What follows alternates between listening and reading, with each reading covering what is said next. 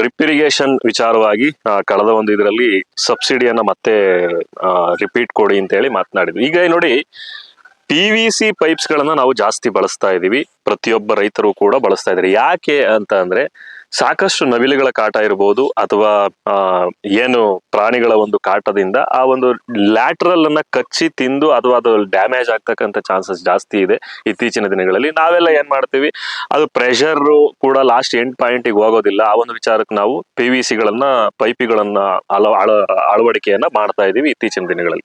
So ರಾಜ್ಯ ಮತ್ತು ಕೇಂದ್ರ ಸರ್ಕಾರಕ್ಕೆ ಈ ಒಂದು ವಿಡಿಯೋದ ಮುಖಾಂತರ ನಾನು ಮನವಿ ಮಾಡೋದಕ್ಕೆ ಏನ್ ಇಷ್ಟಪಡ್ತಾ ಇದ್ದೀನಿ ಅಂತಂದ್ರೆ, ದಯಮಾಡಿ PVC ಪೈಪ್ಗಳು ಏನ್ ISI ಮಾರ್ಕ್ ಆಗಿರ್ಬೋದು ಅಥವಾ ISO ಮಾರ್ಕ್ ಆಗಿರ್ಬೋದು, ಈ ಒಂದು ಇದನ್ನ ಮಾನ್ಯತೆಯನ್ನ ಪಡೆದಿರ್ತಕ್ಕಂಥ ಕಂಪನಿಗಳ ಪೈಪ್ಗಳನ್ನ ಅಳವಡಿಸೋದಿಕ್ಕೆ ನಮ್ಮ ರೈತರಿಗೆ ಅವಕಾಶವನ್ನ ಮಾಡಿಕೊಡಿ. ಅಂದ್ರೆ ಮಾರುಕಟ್ಟೆಯಲ್ಲಿ ನಾವು ಅಳವಡಿಸ್ತಾ ಇದೀವಿ, ಅದಕ್ಕೆ ಸಬ್ಸಿಡಿಯ ಅವಕಾಶವನ್ನ ಮಾಡಿಕೊಡಿ. ಕೇವಲ ಲ್ಯಾಟರಲ್ಗೆ ಒಂದಕ್ಕೆ ಸ್ಥೀಮಿತ ಆಗದಲೆ PVC ಪೈಪ್ಗಳನ್ನು ಕೂಡ ನಾವು ಅಳವಡಿಸ್ತಾ ಇದೀವಿ. ಇತ್ತೀಚಿನ ದಿನಗಳಲ್ಲಿ ತೋಟಗಾರಿಕಾ ಇಲಾಖೆ ಅದನ್ನ ಕೊಡ್ತಾ ಇಲ್ಲ ನಮಗೆ ಸಬ್ಸಿಡಿಗಳನ್ನ.